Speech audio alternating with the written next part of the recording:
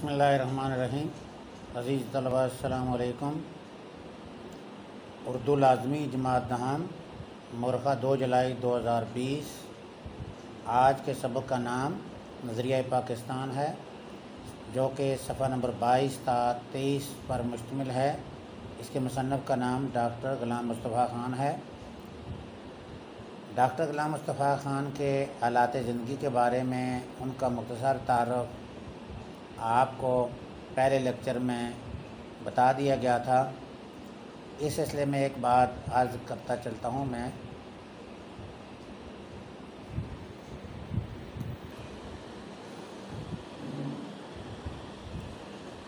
بسم اللہ الرحمن الرحیم۔ عزیز طلباء السلام علیکم۔ اردو لازمی جماعت دہم مورخہ 2 جولائی 2020۔ آج کے سبق کا نام نظریہ پاکستان، جو کہ صفحہ نمبر 22 تا 23 پر مشتمل ہے۔ اس کے مصنف کا نام ڈاکٹر غلام مصطفیٰ خان ہے۔ بچوں، میں آپ کو ڈاکٹر غلام مصطفیٰ خان کے تعارف کے بارے میں پچھلے لیکچر میں پڑھا چکا ہوں۔ اس میں یہ واضح کر دیتا ہوں کہ آپ کا اس لیکچر میں جو ویڈیو تھی وہ اپلوڈ ہوتے ہوئے ذرا نیٹ ورک پرابلم کی وجہ سے ڈیلے ہو گئی تھی۔ بعد میں وہ آپ تک پہنچ گئی ہوگی۔ امید ہے آپ نے اس کو پڑھا بھی ہوگا، دیکھا ہوگا۔ کافی چیزیں میں نے جو آپ تک بھیجی ہیں آپ کو سمجھ بھی آ گئی ہوگی۔ اگر کسی قسم کا کوئی مسئلہ ہوا تو پھر بھی میرے اپنے ذاتی نمبر پہ آپ رابطہ کر کے پوچھ سکتے ہیں۔ آئیے سب سے پہلے اس سبق کے مقاصد آپ کو کے سامنے پیش کرتا ہوں۔ نمبر 1، نظریہ پاکستان کے مفہوم سے آگاہ ہونا۔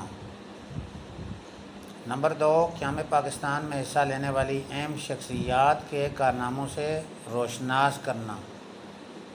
پاکستان کے قیام کے پس منظر سے آگاہ کرنا۔ اور نمبر 4، سبق کی تفہیم اور وضاحت کرنا۔ تو بچوں، آئیے آج میں اس سبق کی ابتدا کرتا ہوں۔ یہ آپ کی جماعت دہم کی درسی کتاب کا صفحہ نمبر 22 سے صفحہ نمبر 23 پر یہ سبق موجود ہے۔ تمام بچے سبق کو پڑھتے ہوئے یہ کتاب کھول لیں، اپنے ہاتھ میں لیڈ پینسل بھی رکھ لیں تاکہ اگر یہاں ضرورت پڑے گی مشکل الفاظ کے معنی بھی بتائے جائیں گے اور ان کو انڈر لائن بھی کر لینا ہے آپ نے۔ میں نے اس سبق کے لیے کچھ سلائیڈ بنائی ہیں، اسی کے مطابق آپ کو چلاؤں گا۔ بریفلی اس کی ریڈنگ بھی ساتھ ساتھ ہوگی اور ساتھ ساتھ سلائیڈ کے مطابق بھی آپ کے سبق کی وضاحت ہوگی۔ نظریہ پاکستان ڈاکٹر غلام مصطفیٰ خان کی نظر میں کیا ہے، اور اس کے ساتھ ساتھ آپ کو پتہ ہونا چاہیے کہ نظریہ پاکستان ہے کیا۔ تو بچوں، بنیادی طور پر نظریہ تو ایک سوچ کا نام ہے، اور اس سوچ کے پس پردہ بے شمار حالات، مشکلات اور واقعات ہیں۔ وہ حالات، واقعات اور جو مشکلات ہیں جس کی وجہ سے مسلمانوں کے لیے ایک آزاد اور خود مختار اسلامی فلاحی ریاست کے قیام کے راستے میں رکاوٹیں پیش آ رہی تھیں، وہی دراصل نظریہ پاکستان ہے۔ اور انہی حالات کو اور واقعات کو ڈاکٹر غلام مصطفیٰ خان نے بڑے احسن طریقے سے اپنے مخصوص اسلوب بیان کی روشنی میں قیام پاکستان کے پس منظر کو بھی اس سبق کے اندر پیش کیا ہے۔ میں نے صفحہ نمبر 22 سے صفحہ نمبر 23 تک مختلف سلائیڈ بنائی ہیں۔ مثلا نمبر 1 جو ہے وہ پہلے پیراگراف کے مطابق آپ توجہ فرمائیں۔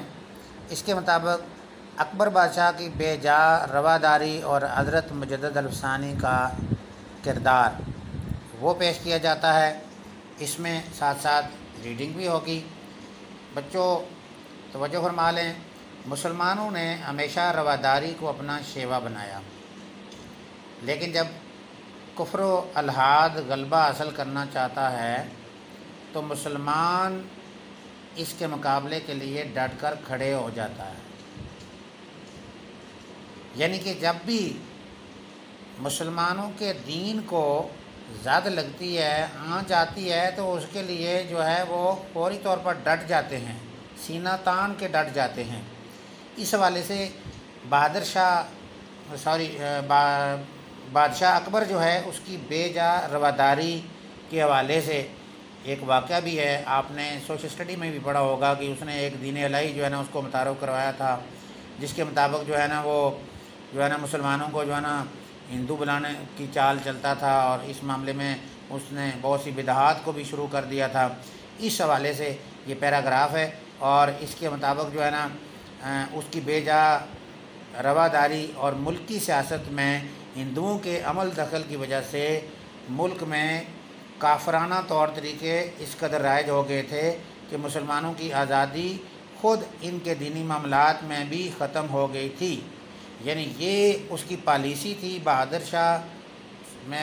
بادشاہ اکبر کی یہ پالیسی تھی، جس کی وجہ سے جو ہے نا ملکی سیاست میں ہندوؤں کے عمل و دخل کی وجہ سے ملک میں کافرانہ طور طریقے اس قدر رائج ہو گئے تھے کہ مسلمانوں کی جو آزادی خود ان کے دینی معاملات میں بھی تھی وہ ختم ہو گئی تھی. یعنی مذہبی آزادی مسلمانوں کی ختم ہو گئی تھی. اس نے جو دین الہی کو متعارف کروایا اس کے تحت مسلمانوں کی جو مذہبی اور دینی معاملات میں آزادی تھی وہ بالکل ختم ہو کے رہ گئی تھی. چنانچہ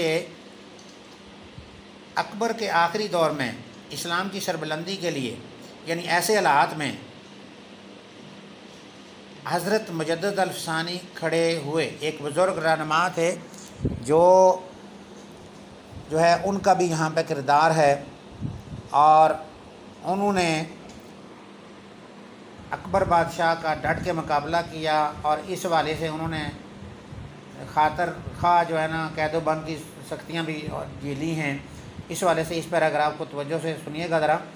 آپ نے یعنی حضرت مجدد الفسانی رحمۃ اللہ علیہ جو ہے انہوں نے جہانگیر کے زمانہ میں محض دین کی خاطر قید و بند کی سختیاں جھیلیں، اسلامی قدروں کو نئے سرے سے فروغ دیا، اور ان کے اثر سے شاہ جہان اور اس کے بعد ان کا بیٹا اورنگزیب دین کا خادم بنا.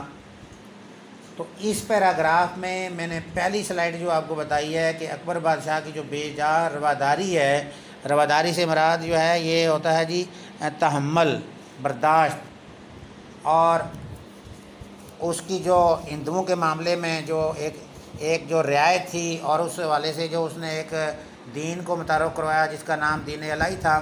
اس حوالے سے پھر اس کے خلاف جو ہے نا حضرت مجدد الفسانی اٹھ کھڑے ہوئے، اور انہوں نے نئے سرے سے اسلامی قدروں کو فروغ دیا، اور جو ہے نا خود بھی اس حوالے سے جو ہے نا قید و بند کی صحبتیں برداشت کیں.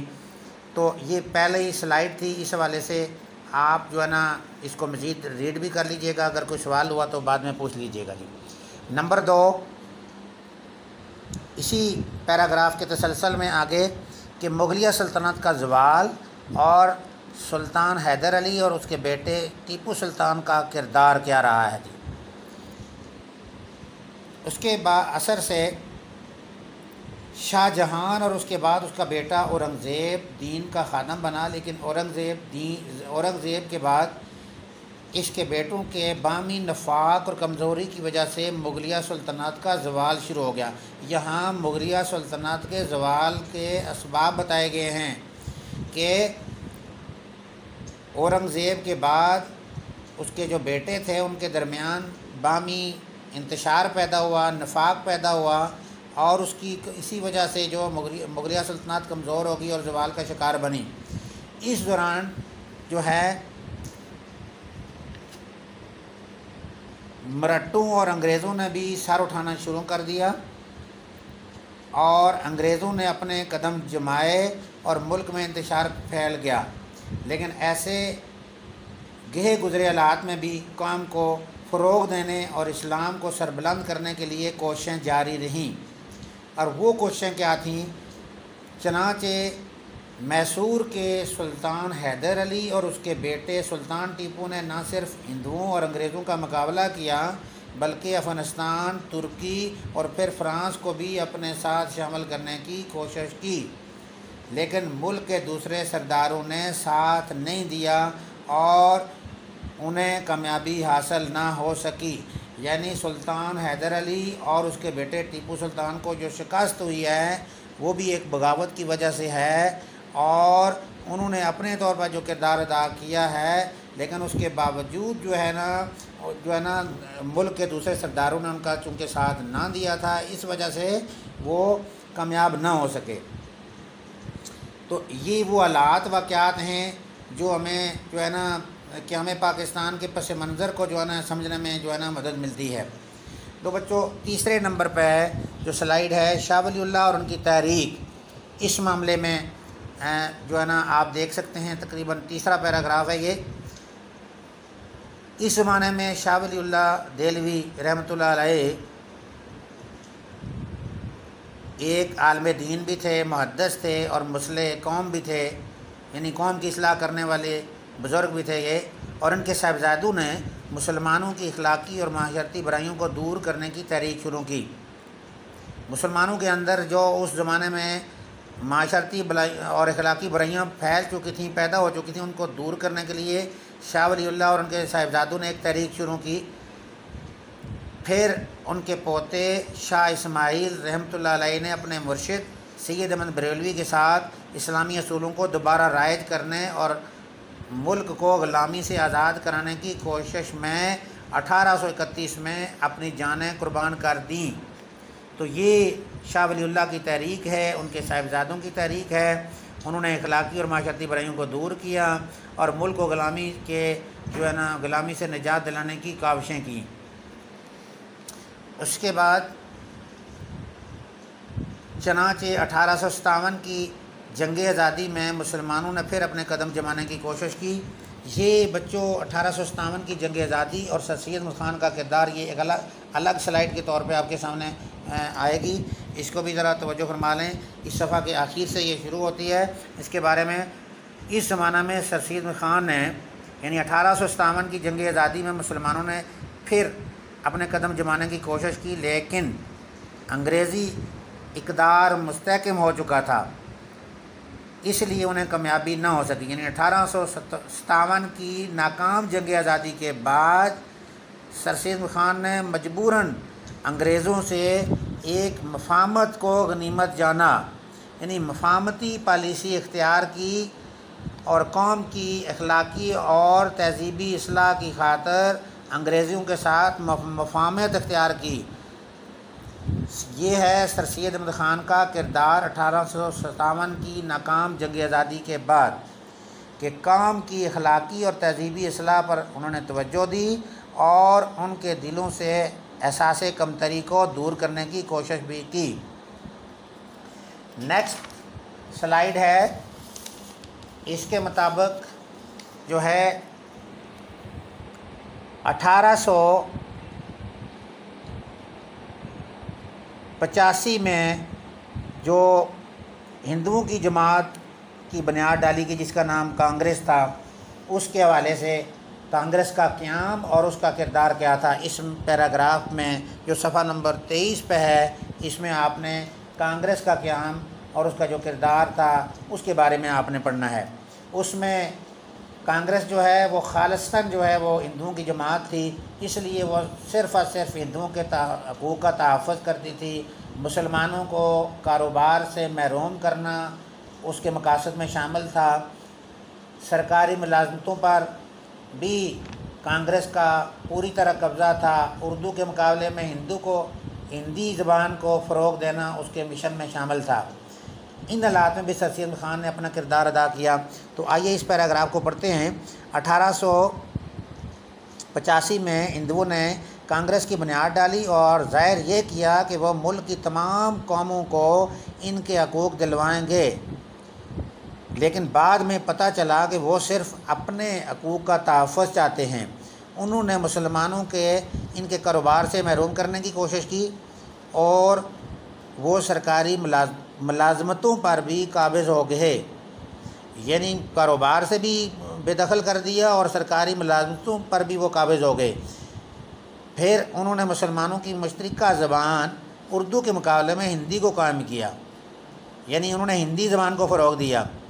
سر سید نے مسلمانوں کو ہندوؤں کی کانگریس اور اس کی سیاست سے علیحدہ کرنے کی کوشش کی اور ان کے ایک دوست مولانا محمد قاسم نے دیوبند میں مسلمانوں کی دینی تعلیم کی طرف توجہ دی۔ یہ بچوں جو ہے نا کانگریس کا قیام ہے، پھر اس کا کردار کیا تھا، اس کے مقاصد کیا تھے، اور اس میں بھی سر سید احمد خان نے جو اپنا رول پلے کیا، اس کے بارے میں بھی آپ نے یہاں تک پڑھ لیا۔ نیکسٹ، اسی کے ساتھ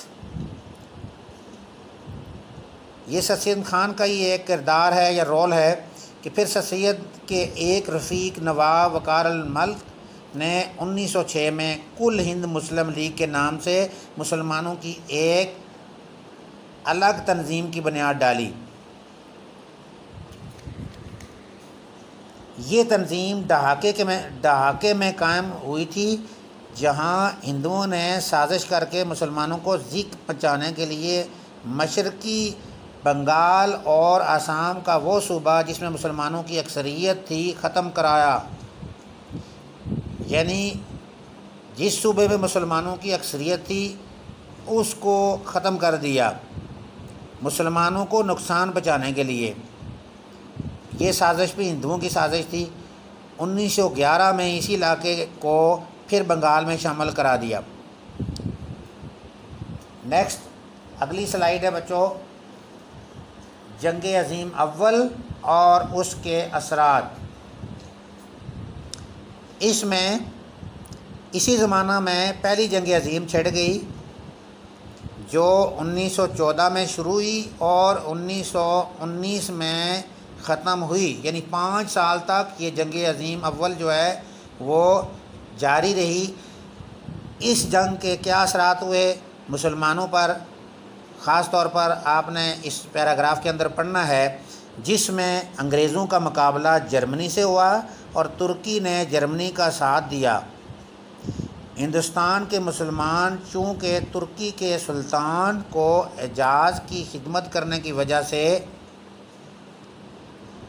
خلیفہ اسلام سمجھتے تھے، اس لیے انہوں نے مالی اور طبی امداد بہم پہنچائی۔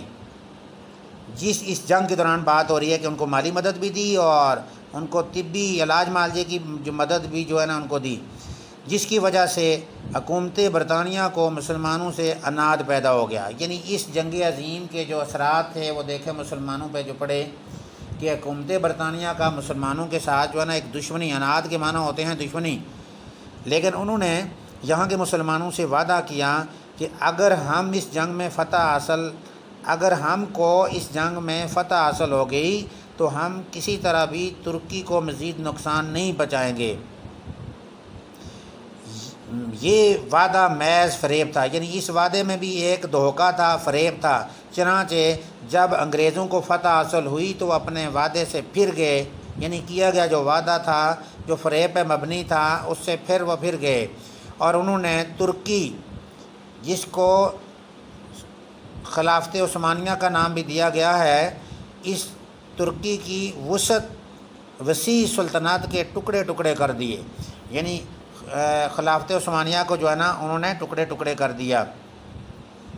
یہاں کے مسلمانوں کو اس فریب کی وجہ سے بہت تکلیف ہوئی، یعنی اس فریب کی وجہ سے جو اثرات ہوئے اور اس کا ترکی کے جو ٹکڑے ٹکڑے کر دینے کے بعد مسلمانوں کو بڑا دکھ پہنچا، تکلیف ہوئی، تو اس بنیاد پر انہوں نے کیا کیا، خلافت کے تحفظ کے لیے مولانا محمد علی جوہر اور ان کے بڑے بھائی مولانا شوکت علی، جنہیں علی برادران کہا جاتا ہے،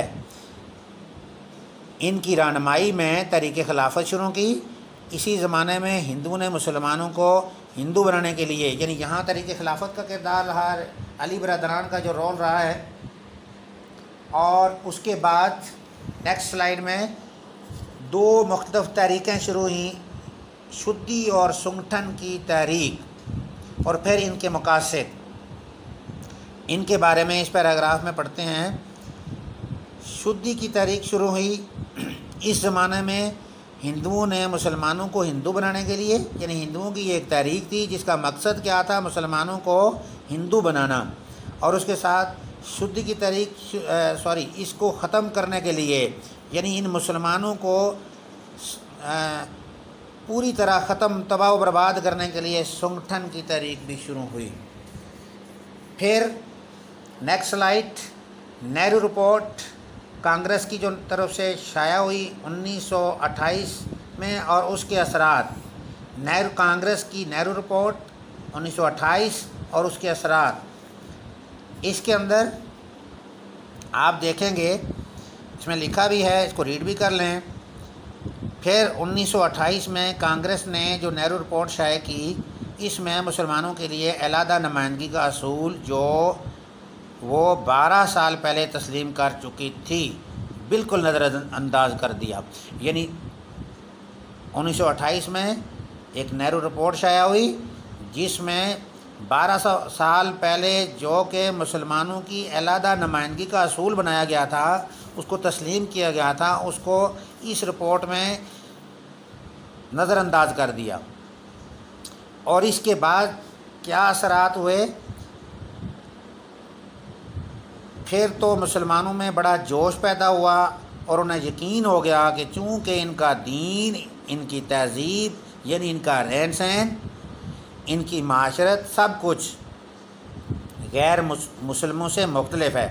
یہاں پہ نہرو رپورٹ کے شائع ہونے کے بعد مسلمانوں کے اندر ایک نیا جوش، نیا ولولہ پیدا ہوا، اور انہیں یہ بات سمجھ آ گئی کہ دین، ان کی تہذیب، ان کی معاشرت سب کچھ غیر مسلمانوں سے بالکل مختلف ہے، اس لیے کسی حالت میں ہندوؤں سے تعاون نہیں ہو سکتا۔ نیکسٹ، الہ آباد کا 1930 کا اجلاس اور الگ وطن کی تجویز۔ چنانچہ جب مسلمانوں کو یہ باور ہو گیا کہ ان کا تہذیب، ان کی مذہب، ان کی معاشرت غیر مسلموں سے بالکل مختلف ہے، تو اس بنا پر چنانچہ 1930 میں مسلم لیگ کے الہ آباد والے اجلاس میں علامہ اقبال نے مسلمانوں کے لیے ایک علیحدہ وطن یعنی پاکستان بنانے کی تجویز پیش کی۔ اور 4 سال کے بعد جب قائد اعظم محمد علی جناح رحمۃ اللہ علیہ نے مسلم لیگ کی صدارت کا مستقل طور پر عہدہ قبول کیا، یعنی یہ الگ وطن کی تجویز الہ آباد کے جلسے میں پیش آنے کے بعد، اس کے 4 سال کے بعد جب قائد اعظم محمد علی جناح نے مسلم لیگ کے صدارت کا مستقل طور پر عہدہ قبول کیا، تو انہوں نے اس تجویز کو عملی جامہ بنانے کی کوشش شروع کر دی۔ آخر 23 مارچ 1940 کو انہوں نے لاہور کے اجلاس میں واضح طور پر اعلان کر دیا کہ جن علاقوں میں مسلمانوں کی اکثریت ہے وہاں ایک آزاد مسلم ریاست قائم کی جائے۔ اس اعلان کو جو 23 مارچ 1940 کو لاہور میں کیا گیا، اس کو قرارداد پاکستان کہتے ہیں، جس کی روح سے مسلمانوں کی آزاد اور خود مختار حکومت قائم کرنے کا فیصلہ ہوا۔ یوں بچوں، یہ 2 صفحات پر مبنی جو سلائیڈ آپ کو پڑھائی گئی ہیں، اس کے مطابق جو ہے آپ نے اچھی طرح سمجھ بھی لیا ہوگا، اس کو ریڈ بھی کر لینا ہے، اور اگر کوئی سوال ہوا تو مجھ سے دوبارہ پوچھ لینا ہے آپ نے۔